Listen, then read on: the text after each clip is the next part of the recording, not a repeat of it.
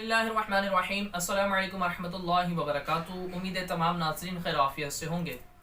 Shah online Quran academy में एक बार हम फिर से हाजिर हैं। आज की इस वीडियो में हम ख्वाब की ताबीर गोश्त देखना, यानी अगर कोई शख्स ख्वाब में गोश्त को देखता है तो इसकी ताबीर उलमा मुअब्बिरीन ने क्या बयान की है, इंशाल्लाह इस वीडियो में आपको बताएंगे। वीडियो को मुकम्मल देखें।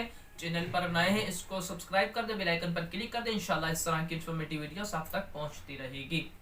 तो बात हम कर रहे थे, अगर कोई शख्स ख्वाब में देखता है गोश्त को, सिर्फ गोश्त देखा यानी उसको खाते हुए या उसको फेंकते हुए, ठीक है ना, सिर्फ मुतलकन अगर उसने गोश्त देखा है तो इसकी ताबीर उलमा मुअब्बिरीन ने बयान की है कि वो जिसने गोश्त देखा है वो बीमार होगा, उस पर कोई मुसीबत आएगी और वो अपने भाइयों से रंज और तकलीफ और दुख उठाएगा।